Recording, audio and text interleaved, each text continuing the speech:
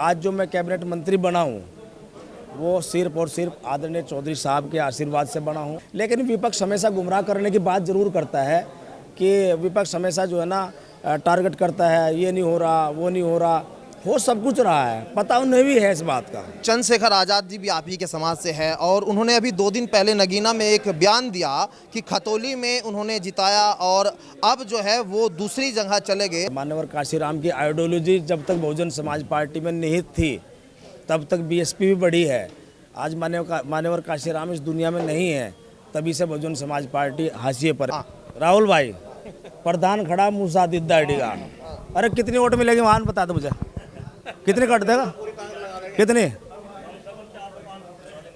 500 vote NDA पे यार। और अनिल की इतनी ताकत है कि 100% ठीक ठाक वोट मिलेंगी हर जगह। नमस्कार, स्वागत है आपका न्यूज 80 पर। मैं हूं आपके साथ राहुल राणा और इस वक्त मौजूद हूं मुजफ्फरनगर में और मेरे साथ है बातचीत करने के लिए नवनियुक्त कैबिनेट मंत्री अनिल कुमार जी। आज अनिल कुमार जी मुजफ्फरनगर में पहली बार यहां मंत्री बनने के बाद पहुंचे हैं और जिस तरह से स्वागत यहां मंत्री जी का हुआ है, मुझे लगता है मंत्री जी जिस तरह से स्वागत हुआ है, दिन भर की थकान और अब तक की जितनी थकान आज शायद दूर हो गई होगी। थकान तो थी ही नहीं, कहाँ थकान है। और बहुत अच्छा स्वागत कार्यक्रम हुआ है, अपेक्षा से ज़्यादा लोग आए हैं। मतलब काफ़ी लोगों को दिक्कत भी, जाम लग गया था, बहुत सारे हमारे साथियों को दिक्कत भी हो जो आम आदमी को है। मैं उनसे माफ़ी भी चाहता हूँ इस बात के लिए, लेकिन कार्यकर्ताओं का जोश था। बंगेला चेक पोस्ट पे तो इतना बड़ा जाम लग गया कि मैं ही फंस गया था जाम में, मैं ही जाम में फंस गया था। तो फिर बड़ी मुश्किल से कार्यकर्ताओं के बीच पहुँचे, बहुत ज़बरदस्त जोश था और हर समाज का व्यक्ति उस कार्यक्रम में था। मैं उनके जोश को सलाम करता हूँ। और दूसरा, आज प्रथम आगमन हुआ कैबिनेट मंत्री के रूप में मेरा। आज जो मैं कैबिनेट मंत्री बना हूँ वो सिर्फ और सिर्फ आदरणीय चौधरी साहब के आशीर्वाद से बना हूँ और उनके प्रति मैं आभार व्यक्त करता हूँ। दूसरा, जो जिम्मेदारी उन्होंने मुझे दी है और जो सोच के दी होगी, जिस उम्मीद के साथ दी होगी, उस उम्मीद पर मैं खरा उतरने की पूरी कोशिश करूँगा। मुझे से पार्टी के तमाम सब लोगों के सहयोग की आवश्यकता पड़ेगी, मार्गदर्शन की आवश्यकता पड़ेगी। मेरे छोटे बड़े तमाम लोग हैं, पद बड़ा हो सकता है लेकिन हमारे सीनियर लोग भी बहुत हैं पार्टी में, बहुत सारे अनुभवी लोग हैं। सबके अनुभवों को से सामंजस्य मिला के सब लोगों से प्राप्त करके तब हम लोग जो है मतलब पार्टी का जो कार्डर है उसको मजबूत करेंगे। जो पार्टी का हमारा फोरम है, पार्टी प्लेटफार्म है, जो हमारे पार्टी की आइडियोलॉजी है, किसान हमारी प्राथमिकता में है, उन सब बातों को लेकर हम लोग आगे बढ़ने का काम करेंगे।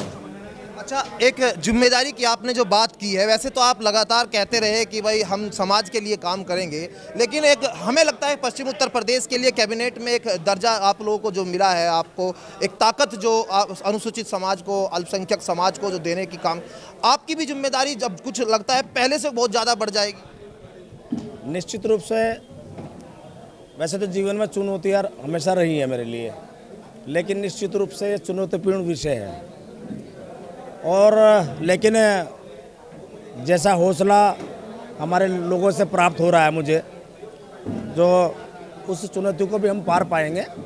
और जो हमारा टारगेट है 80/80 और 400 पार का, उसको हम साकार करेंगे। इसमें हमें सभी धर्मों के, सभी जातियों के लोगों का आशीर्वाद प्राप्त होगा और आदरणीय मोदी जी का और योगी जी का जो उनका सपना है उसको साकार करेंगे हम लोग। हमारे चौधरी साहब का सपना यह है कि देश का किसान मजबूत हो, युवाओं को नौकरियां मिलें, रोजगार मिले और दलितों और पिछड़ों के, अल्पसंख्यकों के जब कहीं उत्पीड़न की बात है वो ना हो। ऐसा नहीं मान लो सरकार 10 साल से सेंटर में है, 7 साल से यहाँ भी है। देखो कुछ ना मान लो जो है सारे काम हो भी रहे हैं सरकार में, सारी कल्याणकारी योजनाएं भी सरकार में चल रही हैं। सेंट्रल गवर्नमेंट की अलग चल रही है, किसान को लेकर अलग चल रही है, गरीब आदमी को लेकर अलग चल रही है।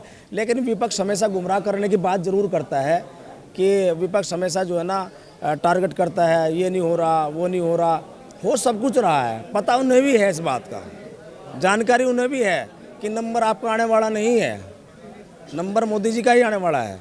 इस देश में इतिहास रचा जाएगा।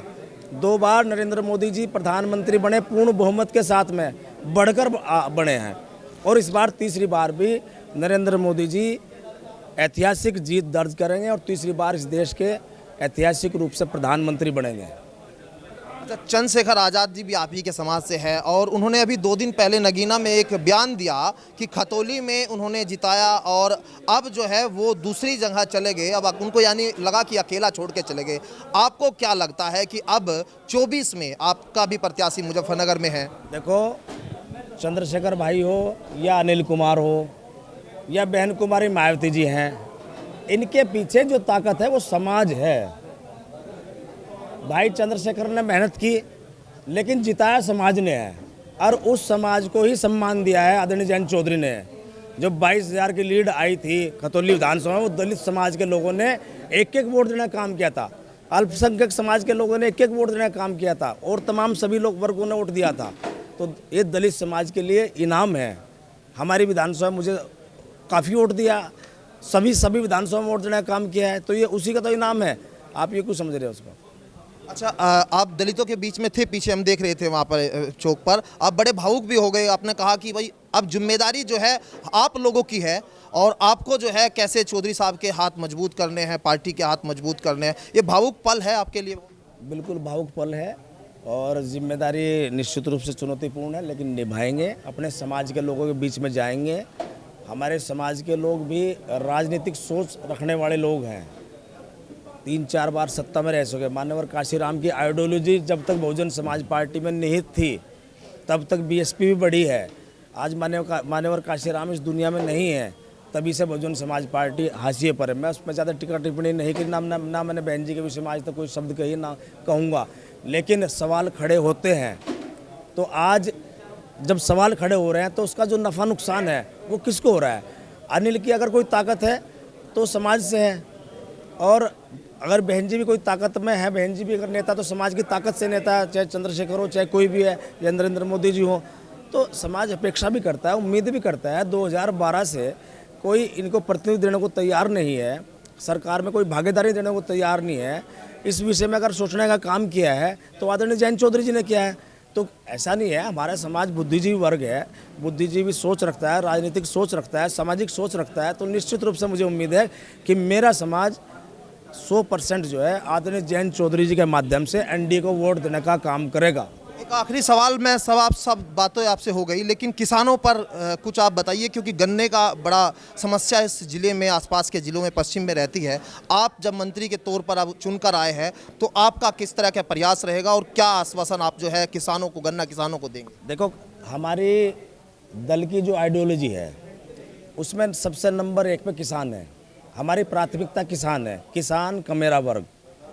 और किसान कोई किसी भी जाति का हो सकता है, वो मुस्लिम भी है, हिंदू भी है, तमाम सब लोग हैं, वो हमारी प्राथमिकता में है। विपक्ष में रह के भी हम उसी की लड़ाई लड़ने का काम कर रहे थे। अब हम सत्ता में आ गए हैं तो निश्चित रूप से सही फैसले होंगे। आप इंतज़ार तो करो, इंतज़ार करो, सही फैसले होंगे।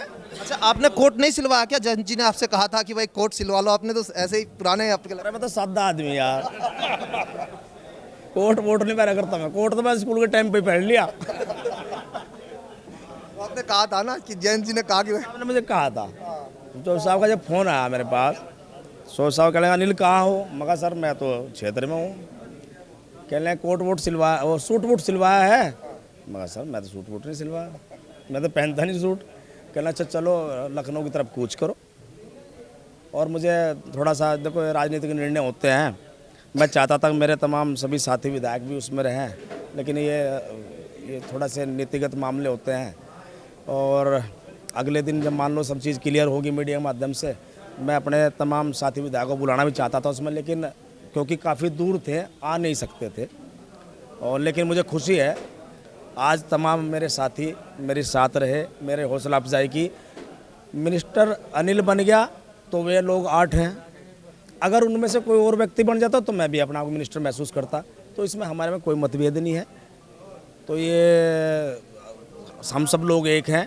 आदरणीय राज्यपाल बाल्यान जी हमारे नेता विधानमंडल दल हैं, हम तमाम सभी लोग उनके डायरेक्शन में काम करते हैं, आगे भी उनके डायरेक्शन में काम करेंगे। वो हमारे बड़े हैं, उनके अनुभव से हम लोग बहुत कुछ सीखते हैं। देखो नेता जो है ना, राजनीति, कोई भी राजनीतिक नेता जो है हमेशा राजनीतिक समीकरण साधता है। तो आदरणीय चौधरी जयंत सिंह ने राजनीतिक समीकरण साधते हुए मुझे जिम्मेदारी दी है और इस जिम्मेदारी को मैं पूर्ण करूँगा, 100% खरा उतरूँगा, ईमानदारी निष्ठा से करूँगा। और दूसरा, जो माननीय मुख्यमंत्री जी मुझे जिम्मेदारी देंगे, जिस विभाग की भी देंगे, उस विभाग के जो भी कार्यक्रम होंगे उन कार्यक्रमों को ज़मीन पर उतार कर एक आम आदमी को राहत देने की कोशिश करेंगे, जो सरकार से उम्मीद करता है। बहुत शुक्रिया। आपसे एक छोटा सा सवाल, अब मुझे लग रहा है 10 साल बाद में पार्टी का सूखा खत्म हुआ और बड़ी मेहनत आप भी करते हैं, आप पार्टी के जिलाध्यक्ष हैं, लोगों की उम्मीद भी अब होगी, आप मंत्री बने हैं कैबिनेट के, तो क्या आप प्रतिक्रिया इस पर? सबसे पहले तो मैं आपके माध्यम से अपने नेता आदरणीय जयंत चौधरी जी को बहुत बहुत बधाई देता हूं कि उन्होंने जनपद मुजफ्फरनगर को एक नई ताकत देने का काम किया है, जो कि हम सब लोग मिलकर किसान और कमेरा वर्ग की लड़ाई बड़ी मजबूती के साथ लड़ेंगे।